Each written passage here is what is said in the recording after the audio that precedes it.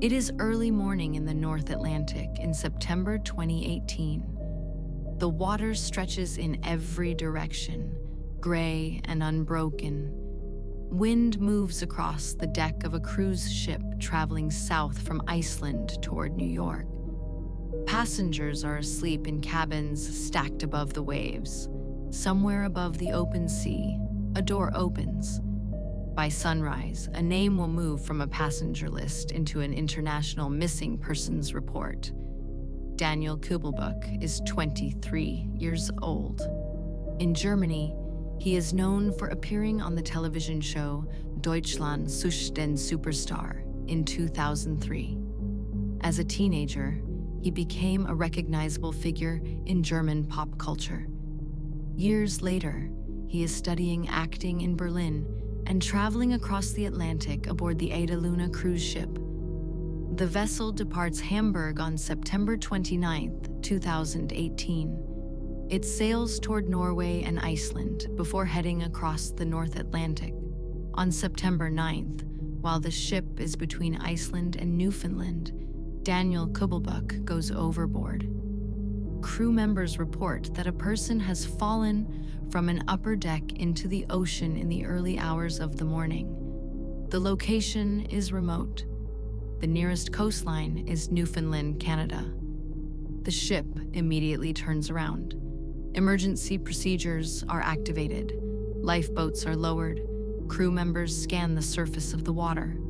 A man overboard call moves through the ship's internal system. Cold water in the North Atlantic reduces survival time to minutes. The Canadian Joint Rescue Coordination Center in Halifax is notified. The Canadian Coast Guard dispatches vessels. A Royal Canadian Air Force aircraft joins the search. The coordinates are relayed. The search grid expands outward from the point where Daniel Küblböck was last seen. An ocean becomes a search area. Passengers gather along railings. Crew members review security footage. The ship slows, then circles, retracing its path through waves that show no visible disturbance. No body is recovered. No confirmed sighting follows the initial report. The search continues for hours, then days, covering hundreds of square nautical miles. Weather conditions shift. Wind and current patterns are calculated. The Rescue Coordination Center eventually suspends active search operations after determining that the probability of survival has diminished. A passenger is missing at sea. The voyage continues. Authorities begin reconstructing Daniel Küblböck's final movements on board the Ada Luna. Security footage confirms that he was on an upper deck shortly before the reported fall. Crew members provide statements about the timing of the alert. Fellow passengers describe hearing the announcement, but not witnessing the moment itself. There is no indication of foul play in the immediate aftermath. The case becomes one of disappearance rather than homicide. German authorities are notified. His family in Bavaria releases public statements expressing hope and asking for privacy. Media outlets in Germany and Canada report on the incident. The name Daniel Küblböck returns to headlines, this time in a different context. A public figure is missing in international waters. In maritime law, jurisdiction depends on the ship's registration and the location of the incident. The Ada Luna is operated by a German cruise line. Investigations involve coordination between Canadian search authorities and German officials. The ocean does not provide evidence in the way a street or building might. There is no crime scene to seal. There are no physical traces to process. Attention turns to Daniel Küblböck's life in the months leading up to the voyage. Reports indicate that he had been pursuing acting studies and personal projects. Interviews and social media posts are reviewed by journalists.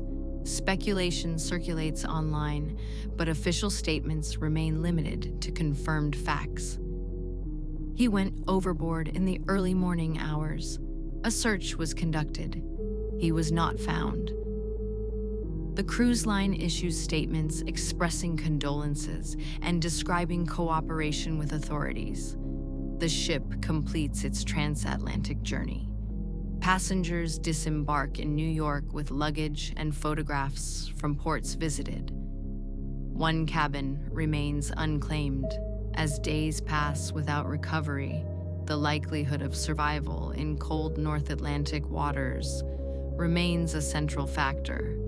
Rescue experts explain publicly that water temperatures and exposure time make prolonged survival unlikely without immediate retrieval. The case shifts from rescue to record. In 2019, a German court in Passau declares Daniel Küblböck presumed dead. Under German law, such a declaration allows administrative matters to proceed in the absence of a recovered body. The official date of death is recorded as September 9, 2018.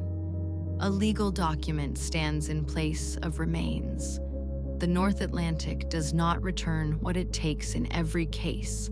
Ships continue to cross the same route between Iceland and Newfoundland. The coordinates where the search began are not marked by buoy or monument. They exist in logs and reports filed by rescue authorities. The Canadian Coast Guard closes its file with notation of suspended search operations. German authorities archive their investigation. The cruise line updates safety procedures and continues scheduled voyages. Passengers still gather on upper decks at sunrise. The name Daniel Küblböck remains in media archives, in television clips from 2003, in acting school records, and in maritime incident reports from 2018. For some, he is remembered as a teenage singer who once stood under stage lights. For others, he is the subject of a missing at sea case that unfolded far from land. There is no grave.